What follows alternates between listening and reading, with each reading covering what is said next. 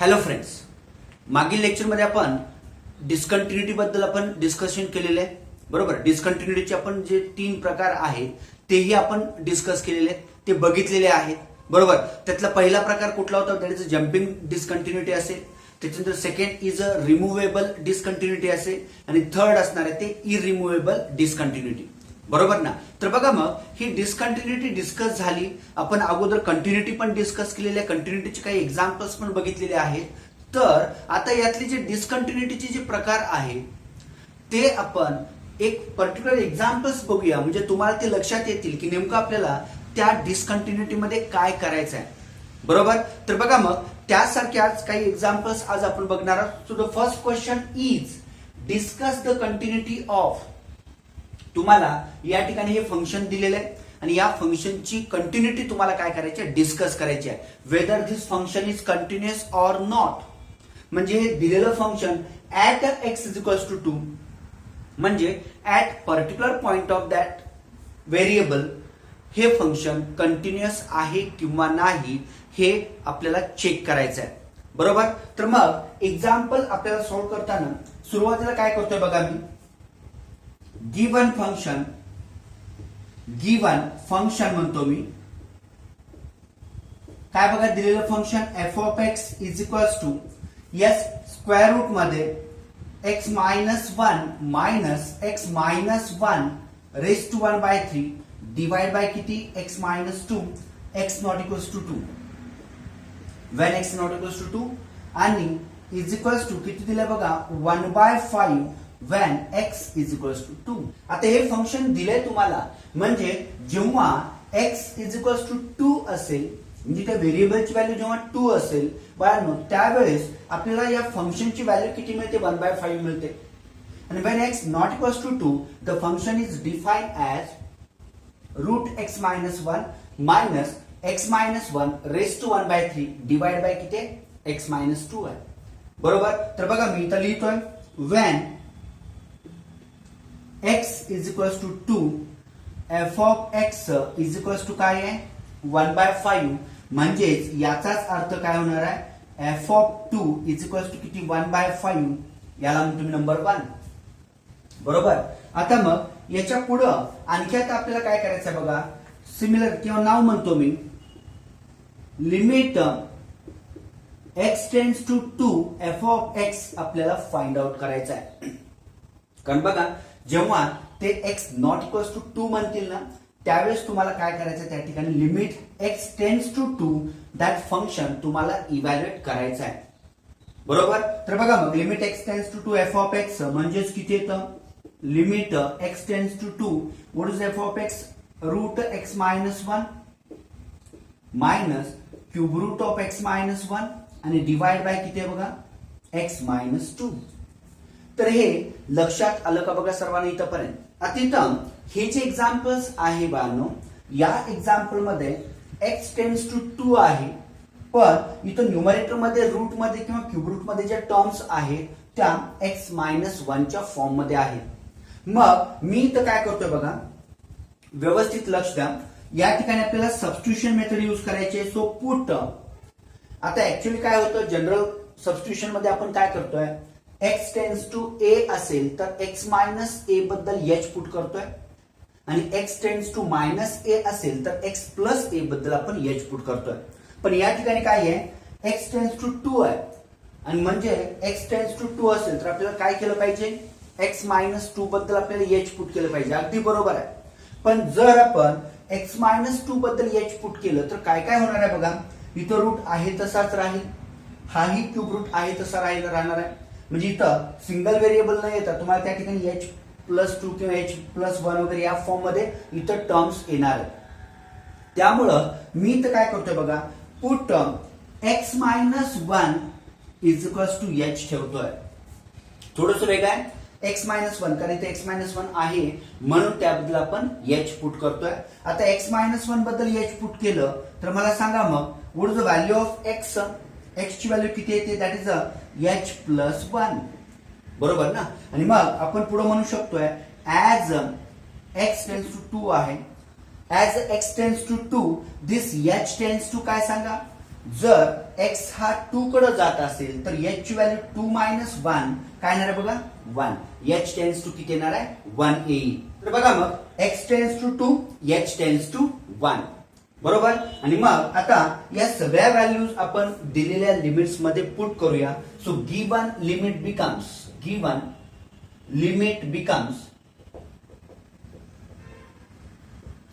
दिलेलं लिमिट काय होतं बघा yes L is equals to limit h tends to 1 होणार आहे ते h टेन्स टू 1. बघा आपण x मायनस 1 बद्दल h ठेवलेलं आहे त्यामुळे दिस इज रूट h नंतर मायनस किती येतं h रेस टू 1/3 आणि डिवाइड बाय डिनॉमिनेटर मध्ये काय येतं बघा यस x च्या जागी आपण h प्लस 1 ठेवलं h प्लस 1 मायनस 2. लक्षात आलं का बघा सर्वांना काय काय केलं या ठिकाणी x टेन्स टू 2 असताना पण आपण x मायनस 1 बद्दल h पुट केलं. का पुट केलं कारण न्यूमरेटर मध्ये त्या टर्म्स आहेत ज्या आपल्याला सिम्प्लिफाय करायच्या सिम्पलेस्ट फॉर्म मध्ये आणायच्या आहे बरोबर ना. म्हणून आपण इथं काय केलं x मायनस 1 बद्दल h पुट केलं आणि मग x टेन्स टू 2 x च्या जागी जर मी 2 ठेवलं तर h बरोबर किती येणार आहे 2 मायनस 1 दॅट इज 1 म्हणजे h टेन्स टू किती येणार आहे 1 येणार आहे बरोबर ना. तर मग आता या सगळ्या व्हॅल्यूज ठेवल्यानंतर इथं सिम्प्लिफाय करा किती येतं बघा limit h tends to 1 yes root h म्हणजे आपण h raise to 1/2 minus h raise to 1/3 म्हणू शकतोय. आता इथं जो आपल्याला रिझल्ट यूज करायचा आहे ना तो रिझल्ट काय आहे बघा x raise to n minus a raise to n upon x minus a हा कन्सेप्ट हा रिझल्ट आपल्याला या ठिकाणी यूज करायचा आहे. तर मग त्यासाठी मी इथं काय करतोय प्लस 1 मायनस 1 केलं आणि डिवाइड बाय इथे किती येतं बघा h plus 1 minus 2 that is h minus 1. Denominator मध्ये काय आले h मायनस 1 आलेलं आहे. बघा न्यूमरेटर मध्ये मी प्लस 1 मायनस 1 का केलं कारण या ठिकाणी जो मला फॉर्म्युला यूज करायचा आहे तो फॉर्म्युला आहे limit x tends to a x raise to n minus a raise to n divide by x minus a is equals to काय येतं n a रेस टू किती n मायनस 1. हा formula आपल्याला या ठिकाणी यूज करायचा आहे. तर मग बघा आता या ठिकाणी काय होतं l is equals to yes limit h tends to 1 हा जो मायनस 1 आहे तो फर्स्ट टर्म साठी घेऊया म्हणजेच किती येतं बघा h रेस टू 1/2 मायनस 1 आणि याच्या दोन टर्म्स आहेत त्याच्यातून मायनस कॉमन घेऊया म्हणजे minus h raise to 1/3 minus 1 आणि डिवाइड बाय किती आहे बघा h मायनस 1 बरोबर. आणि हा डिनॉमिनेटर न्यूमरेटरच्या दोन्ही टर्म साठी आपण सेपरेट घेऊया म्हणजेच काय येतं बघा limit h tends to 1 h raise to 1/2 minus 1 divide by h minus 1 आणि पुढे minus h raise to 1/3 minus 1 divide by h minus 1 बरोबर ना. आणि इथं आपण याचं सेपरेट लिमिट पण घेऊया म्हणजे किती येतं बघा yes limit h tends to 1 h raise to 1/2 minus 1 divide by h minus 1 आणि minus limit h tends to 1 h raise to 1/3 minus 1 divide by किती h मायनस 1. बघा ना इथं फक्त काय आहे x च्या जागी h आहे आणि a च्या जागी 1 आहे आणि आपल्याला माहित आहे 1 raise to anything is 1 raise to anything is 1 again म्हणजे न्यूमरेटर मध्ये ज्या दोन टर्म्स आहेत त्यांचीही पॉवर सेम आहे आणि h टेन्स टू 1 त्याचाच डिफरन्स डिनॉमिनेटर मध्ये सुद्धा आहे. आणि मग इथं दोन्ही ठिकाणी आपण हा फॉर्म्युला जर यूज केला तर मला सांगा मग इथं किती येते याचं लिमिट यस 1/2 1 रेस टू किती बघा 1/2 मायनस 1 कारण n किती आहे 1/2 a किती आहे 1 व्हॅल्यूज ठेवल्या n a raise to n minus 1 म्हणजे 1/2 1 रेस टू 1/2 मायनस 1 आणि पुढे मायनस इथं 1/3 1 रेस टू किती 1/3 मायनस 1 बरोबर. आणि आपल्याला माहित आहे 1 raise to anything is 1 again so what we get here इथं बघा 1/2 इंटू 1 रेस टू किती येतं हे मायनस 1/2 येतं मायनस 1/3 1 रेस टू हे मायनस 2/3 येतं क्रॉस मल्टिप्लिकेशन केलं 1 raise to anything 1 raise to anything 1 so what remains yes l is equals to 1/2 minus 1/3 आणि आता या ठिकाणी मग take a cross product what we get here 3 minus 2 divided by 3 2s are 6 so 1/6 आणि म्हणून मग मला सांगा therefore मी इथं असं म्हणतो limit x tends to 2 f of x किती येतं 1/6 येतं, याला मी म्हणतो नंबर 2. आता बघा दिलंय काय, एफ ऑफ 2 किती दिलेलं आहे 1/2 दिलेलं आहे आणि आपलं limit x tends to f of x किती दिलेलं आहे 1/6, बरोबर ना. मग इथं आपण असं म्हणू शकतोय फ्रॉम 1 and 2 बघा limit x tends to 2 f of x not equals to f of 2. म्हणजे limit x tends to 2 f of x not equals to f of 2. So what this implies, f of x is discontinuous. f of x is discontinuous at x is equals to 2. म्हणजे तो जो f of x आहे तो f of x कसा आहे discontinuous at x is equals to 2 आहे, बरोबर ना. तर मग इथं झालं आपलं कंटिन्युटी डिसकंटिन्युटी याबद्दल आपण चर्चा केली. आता हे जे फंक्शन आहे ते डिसकंटिन्युअस आहे मान्य, पण ही डिसकंटिन्युटी आपण रिमूव्ह करू शकतोय. का रिमूव्ह करू शकतोय, कारण बाळांनो इथं हा जो 1/5 आहे ना तो कॉन्स्टंट आहे, बरोबर. आपलं आलं आन्सर किती 1/6 आलेलं आहे. मग जर मी समजा हे दिलेलं फंक्शन रिडिफाईन केलं, रिडिफाईन म्हणजेच काय, मी काय करतोय जेव्हा मी नवीन फंक्शन डिफाईन करेन in that function I replace this 1/5 by 1/6. म्हणजे या 1/5 च्या जागी मी काय रिप्लेस करेन 1/6 रिप्लेस करतो, बरोबर ना. मग त्यामुळे होणार आहे काय, जर मी 1/6 घेतलं for x is equals to 2 then the new function is continuous.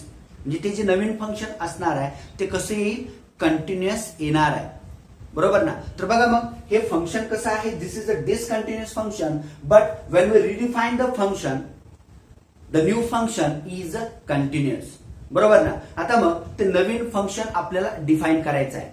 तर बघा मग डिफाईन करूया नवीन फंक्शन. बघा बट दिस डिसकंटिन्युटी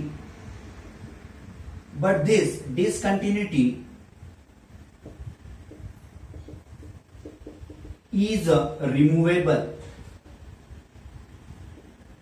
ही जी डिसकंटिन्युटी आहे ती कशी आहे रिमुवेबल आहे, म्हणजे ही डिसकंटिन्युटी आपण रिमूव्ह करू शकतोय बाय रिडिफाइनिंग द फंक्शन. मग कसं डिफाईन करायचं बघा, therefore redefine the function, new function म्हणतो मी, new function yes f of x is equals to same. त्यामध्ये पहिलं जे फंक्शन आहे पहिला पार्ट त्यामध्ये काही बदल नाहीये, x minus x minus 1 raise to 1/3 divide by x minus 2 x not equals to 2. आणि पुढं काय बघा, instead of 1/5 I take here 1/6 when x is equals to 2. आणि आता बघा मग हे जे फंक्शन असणार आहे, now this function is continuous at x is equals to 2 which is continuous. मी असं म्हणतो इथं which is continuous at x is equals to 2. म्हणजेच at x is equals to 2 this function is what is continuous. तर बघा सर्वांना लक्षात आलं काय, म्हणजे या पद्धतीने तुम्हाला एखादं दिलेलं फंक्शन समजा डिसकंटिन्युअस असेल तर ती डिसकंटिन्युटी तुम्हाला रिमूव्ह करता येते. ती डिसकंटिन्युटी तुम्ही रिमूव्ह करू शकताय बाय रिडिफाइनिंग द फंक्शन. पण लक्षात ठेवा ही डिसकंटिन्युटी आपण कधी रिमूव्ह करू शकतोय, जेव्हा इथं सेकंड टर्म तुमची काय असली पाहिजे कॉन्स्टंट असली पाहिजे. जर समजा इथं पण फंक्शन किंवा व्हेरिएबल फॉर्म असेल, दोन्ही टर्म्स व्हेरिएबल फॉर्म मध्ये आहेत आणि जर इथं x less than x greater than strictly inequality असेल तर तुम्ही x बरोबर 2 हे त्या ठिकाणी डिफाईन करून, पण हे कधी लेफ्ट हँड आणि राईट हँड लिमिट सेम आलं पाहिजे. आणि कॉन्स्टंट टर्म तिथं अब्सेंट असेल तर येणारा कॉन्स्टंट आपण त्या ठिकाणी इक्वल्स टू 0 ला डिफाईन करून ते डिसकंटिन्युटी सुद्धा आपण रिमूव्ह करू शकतोय, बरोबर ना. त्या टाइपचे पण एक्झाम्पल्स आपण बघणार आहोत. पण मला सांगा अगोदर सर्वांना हे पहिले एक्झाम्पल व्यवस्थित लक्षात आले काय, इथं फंक्शन डिसकंटिन्युअस होतं आणि आपण रिडिफाईन केलं नवीन फंक्शन आणि ते फंक्शन आता काय झालेलं आहे कंटिन्युअस झालेलं आहे, बरोबर. आता हे लक्षात आलं असेल तर याच पद्धतीनं पुढचं एक्झाम्पल आपण बघूया. आता सेकंड एक्झाम्पलला जाऊया. सेकंड एक्झाम्पल मध्ये तुम्हाला काय करायचं बघा, discuss the continuity of the given function at x is equals to 4. म्हणजे या ठिकाणी एफ ऑफ एक्स काय डिफाइन केलं बघा, x square plus 3x minus 2 for x less than or equals to 4 आहे आणि 5x plus 3 for x strictly greater than 4 आहे. बरोबर. आता मग इथं जेव्हा असं लेस दॅन ग्रेटर दॅनचा कन्सेप्ट येतो, जेव्हा तुम्हाला तो variable less than or greater than some particular constant असं दिलेलं असेल, तेव्हा आपण त्या ठिकाणी लेफ्ट हँड आणि राईट हँड लिमिट काय करतोय, चेक करतोय. तर बघा मग इथं काय करणार आहोत आपण, यस गिव्हन म्हणतो मी सुरुवातीला, गिव्हन फंक्शन काय दिलेलं बघा, f of x is equals to, yes what the given, x square plus 3x minus 2 x less than or equals to 4 आणि 5x plus 3 x strictly greater than 4 आहे. बरोबर ना. काय करूया बघा या ठिकाणी, when x is equals to 4. आता मला सांगा x इज इक्वल्स टू 4 चा जेव्हा आपण विचार करतोय बघा, इथं x less than or equals to 4 आहे, त्यामुळं या ठिकाणी आपण काय करतोय, x इज इक्वल्स टू 4 यामध्येच इन्क्लूड होणार आहे. बरोबर. मग x इज इक्वल्स टू 4 असताना एफ ऑफ एक्स कसं डिफाइन केलंय बघा, that is x square plus 3x minus 2 आणि मग या ठिकाणी मग सरळ काय करा, put x is equals to 4 म्हणजे एफ ऑफ 4 किती येतं बघा, 4 चा स्क्वेअर 3 इंटू 4 मायनस 2 म्हणजेच किती येणार आहे सांगा, हे f of 4 is equals to 16 plus 12 minus 2. मग या ठिकाणी बघा 12 मायनस 2 दॅट इज अ 10 म्हणजे 16 प्लस 10 दॅट इज अ 26 आलं. म्हणजे एफ ऑफ 4 ची व्हॅल्यू किती आली बघा, दॅट इज अ 26. याला म्हणतो नंबर 1. लक्षात आलं का बघा. आणि आता याच्यानंतर मग आपल्याला या ठिकाणी इज इक्वल्स टू झालं. आता लेफ्ट हँड आणि राईट हँड लिमिट्स आपल्याला चेक करायचे. तर मग मी म्हणतो इथं लेफ्ट हँड लिमिट LHL. आता मग लेफ्ट हँड साठी काय करतोय बघा, इथं जो x असणार आहे that is a less than 4 असणार आहे आणि राईट हँड लिमिटला काय असतं, x ग्रेटर दॅन 4 असणार आहे. तर मग इथं मी limit x tends to 4 minus f of x. बघा 4 मायनस एफ ऑफ एक्स काय दिलेलं आहे या ठिकाणी, limit x tends to 4 minus x less than 4 पहिलाच फंक्शन आहे म्हणजेच काय, x square plus 3x minus 2. बरोबर ना. x लेस दॅन 4 आहे म्हणजे x टेन्स टू 4 मायनस आणि मग या ठिकाणी ठेवा ना ते व्हॅल्यूज, 4 चा स्क्वेअर प्लस 3 इंटू 4 मायनस 2 म्हणजे किती आलं बघा, हेच येणार आहे जे आपले डायरेक्ट 4 ची व्हॅल्यू आलेली आहे, कारण x less than or equals to काय आहे, 4 आहे. म्हणजे इथं मग किती येणार बघा, 16 plus 12 minus 2. So therefore limit x tends to 4 minus f of x किती आलेला बघा, दॅट इज अ 26. याला म्हणतो नंबर 2. बघा लक्षात आलं का इथंपर्यंत. इथं आपण काय केलं, डायरेक्ट व्हॅल्यू आणि left hand limit find out केलेलं आहे. आता आपण डायरेक्ट व्हॅल्यू आणि left hand limit find out केल्यानंतर आता पुढे जाऊया, जिथं आपल्याला काय फाइंड आउट करायचं बघा, that is a right hand limit. बरोबर ना. राईट हँड लिमिट आपल्याला फाइंड आउट करायचं आहे. तर मग राईट हँड लिमिट मध्ये काय असतं, x is a greater than 4. बरोबर ना, कारण x टेन्स टू 4 आपल्याला या ठिकाणी व्हॅल्यूज फाइंड आउट करायचे. बरोबर. मग राईट हँड लिमिट मध्ये आपण काय लिहितो बघा, limit x tends to 4 plus f of x is equals to limit x tends to 4 plus, for right hand limit the function is defined as 5x plus 3. x tends to 4 plus ला आपण function कसं define केलेलं आहे, 5x plus 3 आणि इथं मग आपण direct values ठेवूया, 5 इंटू 4 प्लस 3 म्हणजेच 20 plus 3 that is a 23. And therefore मग right hand limit of the function काय आलेलं बघा, दॅट इज अ 23. याला म्हणतो मी नंबर 3. आता बघा इथं दिलेल्या फंक्शनचं आपण काय केलं, at particular point left hand limit आणि right hand limit find out केलेलं आहे. जर आपण व्यवस्थित बघितलं तर तुमच्या लक्षात येणार आहे, पर्टिक्युलर व्हॅल्यू आणि लेफ्ट हँड लिमिट सेम आहे, मात्र लेफ्ट हँड लिमिट आणि राईट हँड लिमिट डिस्टिंक्ट आहे. बरोबर ना. मी इथं म्हणतोय फ्रॉम 1 अँड 2 बघा, limit x tends to 4 minus f of x not equals to limit x tends to 4 plus f of x, बरोबर ना. म्हणजे left hand limit of that function is not equals to right hand limit of that function. So what this mean? So f of x is a discontinuous at x is equals to 4. म्हणजे हे जे दिलेलं function आहे ते function कसं आहे? Discontinuous आहे at x is equals to 4. पण आता ही डिसकंटिन्युटी आपण जे 3 प्रकार बघितलेले डिसकंटिन्युटीचे, पहिलं जम्पिंग आहे, सेकंड रिमूव्हेबल आणि थर्ड आहे इरिमूव्हेबल डिसकंटिन्युटी. त्यामध्ये कुठल्या प्रकारात ही डिसकंटिन्युटी बसेल बघा. इथं लेफ्ट हँड लिमिट आणि राईट हँड लिमिट सेम नाहीये. म्हणजे लक्षात घ्या, जेव्हा दिलेल्या डिसकंटिन्युअस फंक्शन्स मध्ये जर लेफ्ट हँड आणि राईट हँड लिमिट जर सेम नसतील, इक्वल नसतील, तर ते फंक्शन आपण डिसकंटिन्युअस म्हणतोय. पण ती जी डिसकंटिन्युटी आहे दॅट डिसकंटिन्युटी इज जम्पिंग डिसकंटिन्युटी. त्याला आपण काय म्हणतोय? जम्पिंग डिसकंटिन्युटी असं म्हणतोय, कारण इथं लेफ्ट हँड लिमिट आणि राईट हँड लिमिट सेम नाहीये. तर बघा, मग या पद्धतीनं तुम्हाला एक्झाम्पल्स समजले पाहिजेत, या पद्धतीने तुम्हाला एक्झाम्पल्स प्रॅक्टिस करायचे. बघा, तुमच्याकडे जे काही टेक्स्ट बुक्स असतील त्यातील एक्झाम्पल्स कंटिन्युटीची जी काय असणार आहे ती तुम्ही ट्राय करा. जिथं तुम्हाला कंटिन्युटी त्या फंक्शनची चेक करायची ऍट पर्टिक्युलर पॉइंट.